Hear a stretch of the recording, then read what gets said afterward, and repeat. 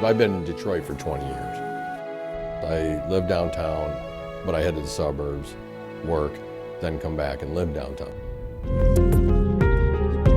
So one day I was driving out and just sitting at a stoplight. I'm like, oh my goodness, and look at this. This is terrible.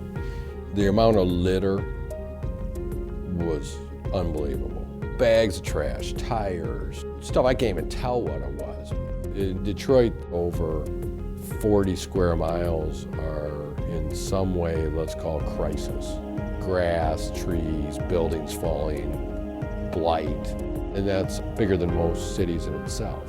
For me, I was looking at it and I'm thinking, this is like a third world country. What's someone gonna do? Someone needs to get going. And I had that dreaded, like, you hate moments, like, well, maybe that somebody's you. I either had to come up with a solution or I gotta move.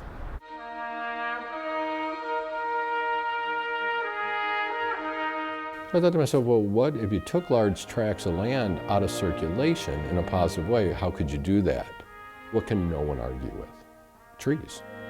Okay, you can't argue about a tree. So I'm gonna do trees.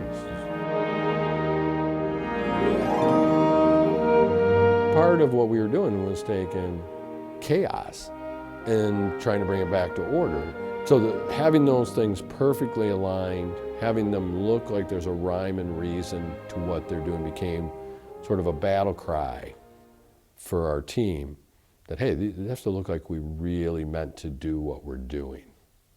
Now, when we first planted them, the first initial batch was this tall.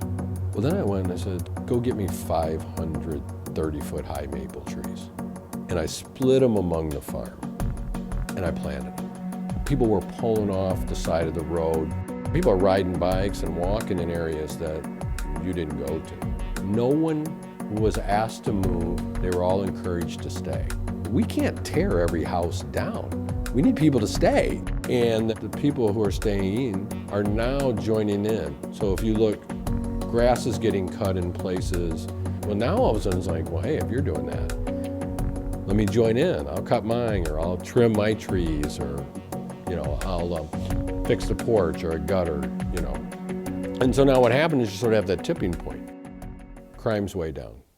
We have roughly, I think it's 35,000 plus trees planted. And we haven't even dented the 200 acres. I mean, when it's done, it might have 300,000 trees. I had this whole sort of saying that some things you got to believe in order to see, and then some things you got to see in order to believe. Now that people can touch it, now people in the neighborhood can walk it and feel it, they can't envision it not being there.